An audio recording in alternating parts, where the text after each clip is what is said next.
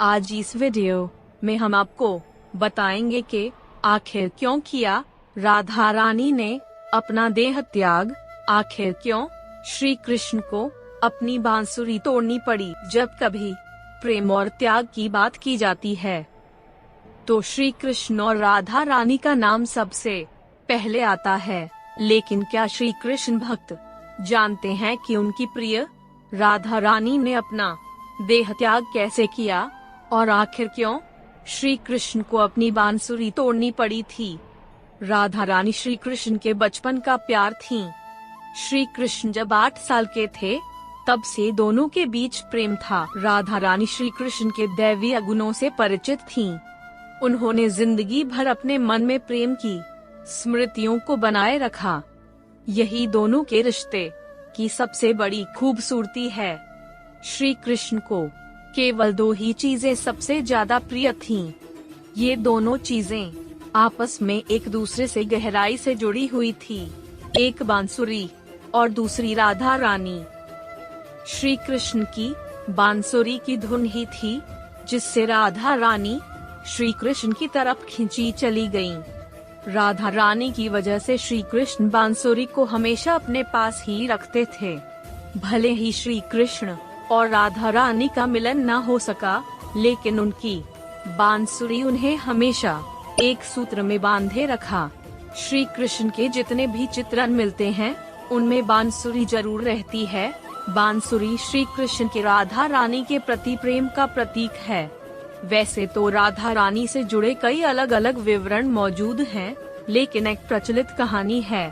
भगवान श्री कृष्ण से राधा रानी पहली बार तब अलग हुईं जब मामा कंस ने बलराम और श्री कृष्ण को आमंत्रित किया। वृंदावन के लोग यह खबर सुनकर दुखी हो गए थे। खासकर राधा रानी बहुत ही व्याकुल हो गई थीं। मथुरा जाने से पहले श्री कृष्ण राधा रानी से मिले थे। राधा रानी श्री कृष्ण के मन में चल रही हर गतिविधि को जानती थीं। राधा रानी को अलविदा कर श्री कृष्ण उनसे दूर चले गए। श्री कृष्ण राधा रानी से ये वादा करके गए थे कि वो वापस आएंगे। मथुरा जाकर श्री कृष्ण ने कंस तथा अन्य राक्षसों का वध किया। तत्पश्चात श्री कृष्ण ने प्रजा की रक्षा के लिए मथुरा छोड़कर समुद्र किनारे चले गए। वहां उन्होंने एक भव्य नगरी का निर्माण करवाया जिसे द्वारका नाम दिया गया और श्री कृष्ण द्वारकाधीश कहलाए। लेकिन श्री कृष्ण राधा रानी के पास वापस नहीं आए। उनकी शादी भी रुक्मिणी से हो गई। रुक्मिणी ने भी श्री कृष्ण को पाने के लिए बहुत जतन किए। श्री कृष्ण से विवाह के लिए वह अपने भाई रुक्मी के खिलाफ चली गयीं। रुक्मिणी ने श्री कृष्ण को एक प्रेम पत्र भी भेजा था कि वह आकर उन्हें अपने साथ ले जाएं। इसके बाद ही श्री कृष्ण रुक्मिणी के पास गए और उनसे शादी कर ली। श्री कृष्ण के वृंदावन छोड़ने के बाद से ही राधा रानी का वर्णन बहुत कम हो गया। राधा रानी और श्री कृष्ण जब आखिरी बार मिले थे तो राधा रानी ने श्री कृष्ण से कहा था, भले ही वो उनसे दूर जा रहे हैं, लेकिन मन से हमेशा उनके साथ ही रहेंगे।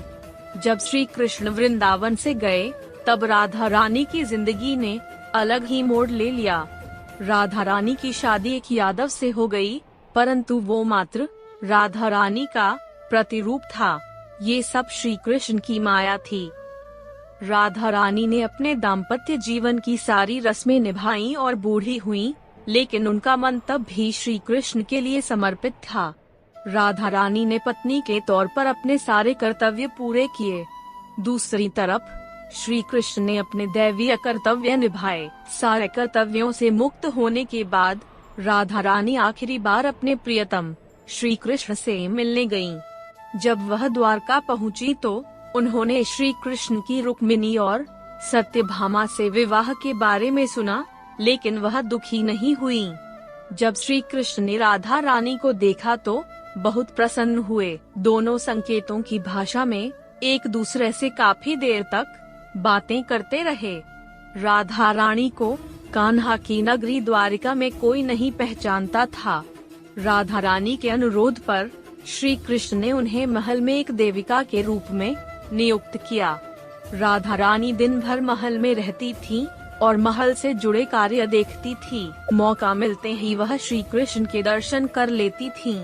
लेकिन महल में राधा रानी ने श्री कृष्ण के साथ पहले की तरह का आध्यात्मिक जुड़ाव महसूस नहीं कर पा रही थीं, इसलिए राधा रानी ने महल से दूर जाना तय किया। उन्होंने सोचा कि वह दूर जाकर दोबारा श्री कृष्ण के साथ गहरा आत्मीय संबंध स्थापित कर पाएंगी। उन्हें नहीं पता था कि वह कहाँ जा रही हैं, लेकिन भगवान श्री कृष्ण जानते थे। धीरे धीरे समय बीता और राधा रानी बिल्कुल अकेली और कमजोर हो गईं। उस वक्त उन्हें भगवान श्री कृष्ण की आवश्यकता पड़ी। आखिरी समय में भगवान श्री कृष्ण उनके सामने आ गए। श्री कृष्ण ने राधा रानी से कहा कि वह उनसे कुछ मांगे, लेकिन राधा रानी ने मना कर दिया। श्री कृष्ण के दोबारा अनुरोध करने पर राधा रानी ने कहा कि वह आखिरी बार उन्हें बांसुरी बजाते हुए देखना चाहती हैं। श्री कृष्ण ने बांसुरी ली और बेहद सुरीली धुन में बजाने लगे। श्री कृष्ण ने दिन रात बांसुरी बजाई जब तक राधा रानी आध्यात्मिक रूप से कृष्ण में विलीन नहीं हो गईं। बांसुरी की धुन सुनते सुनते राधा रानी ने अपने शरीर का त्याग कर दिया और गोलोक की तरफ प्रस्थान किया। श्री कृष्ण जानते थे कि उनका प्रेम अमर है, बावजूद वे राधा रानी की मृत्यु को बर्दाश्त नहीं कर सके। कृष्ण ने प्रेम के प्रतीकात्मक अंत के रूप में बांसुरी तोड़कर झाड़ी में फेंक दी। उसके बाद से श्री कृष्ण ने जीवन भर बांसुरी नहीं बजाई। राधे राधे, जय श्री कृष्णा। दोस्तों, अगर आपको ये कहानी पसंद आई हो तो लाइक, कमेंट एंड शेयर जरूर करें और चैनल को सब्सक्राइब कर बेल आइकॉन दबा दें ताकि आपको हमारी आने वाली कहानियों का पहले पता चल पाए। हम आपको सनातन धर्म से संबंधित बहुत सी अहम जानकारी देते रहेंगे।